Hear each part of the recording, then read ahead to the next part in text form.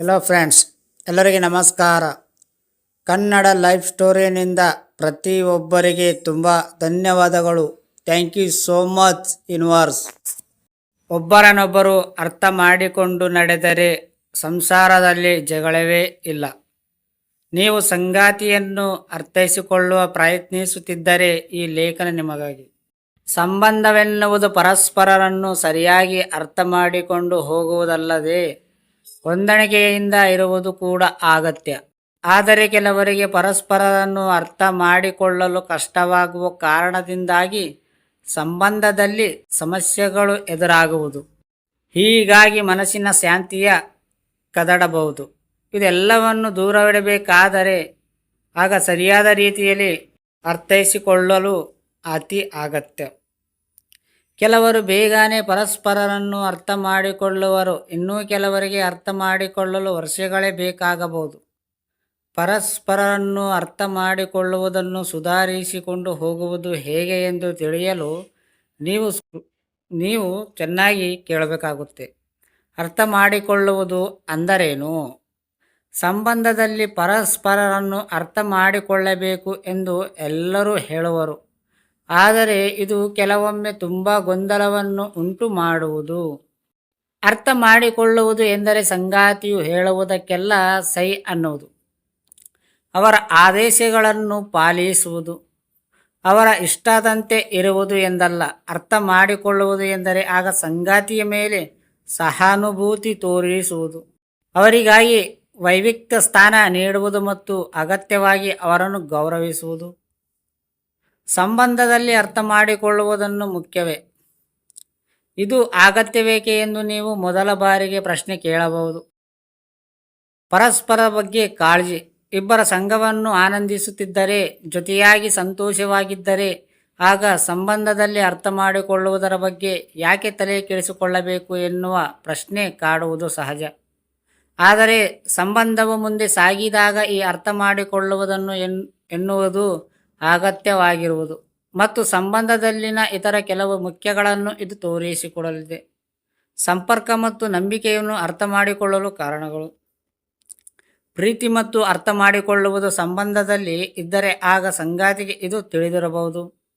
ಅನ್ಯೋನ್ಯತೆಯ ಭಾವನೆಯನ್ನು ಹಂಚಿಕೊಳ್ಳಲು ಮತ್ತು ಹತ್ತಿರವಾಗಿರಲು ಇಷ್ಟಪಡುವುದಾಗಿ ಸಂಗಾತಿಗಳು ಹೇಳುವರು. ಸಂಬಂಧದ ಅರ್ಥ ಮಾಡಿಕೊಳ್ಳುವುದನ್ನು ಸುಧಾರಿಸುವುದು ಹೇಗೆ?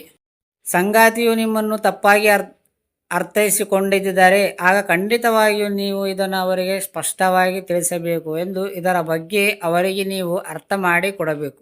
ಅರ್ಥ ಮಾಡಿಕೊಳ್ಳುವುದು ಎಂದರೆ ಏನು ಎಂದು ನೀವು ಮೊದಲಿಗೆ ಸಂಗಾತಿಗೆ ಹೇಳಿ. ಸಂಗಾತಿಯಲ್ಲಿ ಕೂಡ ಇದರ ಬಗ್ಗೆ ಏನಾದರೂ ಅಭಿಪ್ರಾಯಗಳು ಇರಬಹುದು. ಅದನ್ನು ನೀವು ತಿಳಿಯಿರಿ. ಜೊತೆಯಾಗಿ ಕೆಲಸ ಮಾಡಿದರೆ ಆಗ ಎಲ್ಲವೂ ಸುಲಭ. ತೀರ್ಪು ನೀಡುವ ಮೊದಲು ಸರಿಯಾಗಿ ಆಲಿಸಿ. ಭಾವನೆಗಳ ಮೇಲೆ ದಾಳಿಯಾದ ವೇಳೆ ತುಂಬ ರಕ್ಷಣಾತ್ಮಕವಾಗಿ ನಾವು ತೀರ್ಪು ನೀಡಲು ಹೋಗುತ್ತೇವೆ. ಇದರಿಂದಾಗಿ ಜಗಳವು ಮತ್ತಷ್ಟು ಹೆಚ್ಚಾಗಬಹುದು. ಸಂಗಾತಿಯನ್ನು ಸರಿಯಾಗಿ ಅರ್ಥ ಮಾಡಿಕೊಳ್ಳದೆ ಇದರ ಆಗ ಇದು ಸಂಬಂಧಕ್ಕೆ ಸವಾಲುಗಳನ್ನು ಒಡ್ಡಬಹುದು. ಯಾವುದೇ ರೀತಿಯ ತೀರ್ಪು ನೀಡುವ ಮೊದಲ ಸಂಗಾತಿಯ ಮಾತನ್ನು ಸರಿಯಾಗಿ ಆಲಿಸುವುದು ಅತಿ ಅಗತ್ಯ. ಸಂಗಾತಿಯ ಅಭಿಪ್ರಾಯ ಮತ್ತು ಅವರ ಭಾವನೆಗಳ ಬಗ್ಗೆ ಸರಿಯಾಗಿ ಕೇಳಿ. ಅವರು ಈ ರೀತಿ ಯಾಕೆ ಭಾವಿಸುವವರು ಮತ್ತು ಇದರ ಪರಿಣಾಮ ಏನಾಗಿದೆ ಎಂದು ತಿಳಿಯಿರಿ. ಅವರ ಮೇಲೆ ನಿಮ್ಮ ಗಮನವನ್ನು ಕೊಡಲು ಪ್ರಯತ್ನಿಸಿ. ಸಹಾನುಭೂತಿ. ಸಂಬಂಧದಲ್ಲಿ ಅರ್ಥ ಮಾಡಿಕೊಳ್ಳಲು ಸಹಾನುಭೂತಿಯ ಅತಿ ಮುಖ್ಯ ಕೌಶಲ್ಯವಾಗಿದೆ. ಸಹಾನುಭೂತಿಯು ಇದ್ದರೆ ಆಗ ಎದುರಿನ ವ್ಯಕ್ತಿಯೇ ಏನು ಹೇಳುತ್ತಿರುವವರು ಎಂದು ತಿಳಿಯಲು ಸಾಧ್ಯವಾಗುವುದು.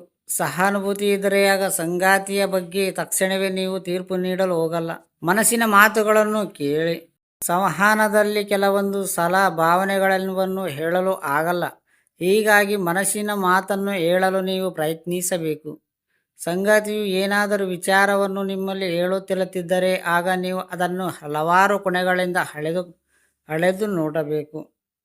ಅವರ ಮಾತಿನ ಅರ್ಥವೇನು, ಅವರು ಹಾಗೆ ಯಾಕೆ ಮಾತನಾಡಿದರು ಮತ್ತು ಅದನ್ನು ಅವರು ಮನಸ್ಸಿನಲ್ಲಿ ಇಟ್ಟುಕೊಂಡಿರುವುದು ಯಾಕೆ ಎಂದು ತಿಳಿಯಿರಿ. ನೀವಾಗಿಯೇ ಅರ್ಥ ಮಾಡಿಕೊಳ್ಳಿ. ಸಂಗಾತಿಯು ಅವರನ್ನು ಅರ್ಥ ಮಾಡಿಸುವ ಮೊದಲು ನೀವಾಗಿಯೇ ಅವರನ್ನು ಅರ್ಥ ಮಾಡಿಕೊಳ್ಳಿ. ಪ್ರತಿಯೊಬ್ಬ ವ್ಯಕ್ತಿಯು ತನ್ನ ಭಾವನೆ ಮತ್ತು ಆಲೋಚನೆಗಳನ್ನು ಹಂಚಿಕೊಳ್ಳಬೇಕು. ಸಂಬಂಧದಲ್ಲಿ ಅರ್ಥ ಮಾಡಿಕೊಳ್ಳುವ ವಿಚಾರದಲ್ಲಿ ಇಬ್ಬರು ಕೂಡ ಸರಿಯಾಗಿ ಆಲಿಸಬೇಕು. ನೀವು ಬೇರೆ ಕೆಲಸವನ್ನು ಮಾಡುತ್ತಾ ಸಂಗಾತಿಯ ಮಾತನ್ನು ಕೇಳುತ್ತಿದ್ದರೆ ಆಗ ಖಂಡಿತವಾಗಿಯೂ ಅದು ಅವರನ್ನು ಅರ್ಥ ಮಾಡಿಕೊಂಡಿರುವುದು ಎಂದಾಗದು. ಹೀಗಾಗಿ ನೀವು ಸರಿಯಾಗಿ ಅವರೊಂದಿಗೆ ಸಂವಹನ ನಡೆಸುವ ಮೂಲಕವಾಗಿ ಪರಸ್ಪರ ಅರ್ಥ ಮಾಡಿಕೊಳ್ಳಬೇಕು. ಗಂಡ ಹೆಂಡತಿ ಅಂದ ಮೇಲೆ ಒಬ್ಬರು ಅಂದ ಮೇಲೆ ಒಬ್ಬರು ಸಹಿಸಬೇಕು, ಆವಾಗಲೇ ಸಂಸಾರ ನಡೆಯುತ್ತದೆ. ಇಲ್ಲಿ ಏನು ಅಂತಂದರೆ ಇಬ್ಬರು ಒಂಟಾಗಿದ್ದಾಗ ನಾವು ಕುಟುಂಬ ತುಂಬ ಚೆನ್ನಾಗಿರುತ್ತೆ. ಒಬ್ಬರು ಜಗಳ ಮಾಡುತ್ತಿದ್ದಾಗ ಇನ್ನೊಬ್ಬರು ಸೈಲೆಂಟ್ ಆಗಿದ್ದರೆ ಸ್ವಲ್ಪ ಕಡಿಮೆ ಮಾಡಬಹುದು ಆ ಜಗಳವನ್ನು. ಇಬ್ಬರು ಜಗಳವಾಡುತ್ತಿದ್ದಾಗ ಇಬ್ಬರು ವಾದ ಮಾಡ್ತಿದ್ದಾಗ ಸಂಬಂಧ ಇನ್ನೂ ದೂರವಾಗಬಹುದು. ಅರ್ಥ ಆಯ್ತಾ ಫ್ರೆಂಡ್ಸ್? ಈ ಸ್ಟೋರಿ ಕೇಳಿದ ಪ್ರತಿಯೊಬ್ಬರಿಗೆ ತುಂಬ ಧನ್ಯವಾದಗಳು. Thank you so much universe.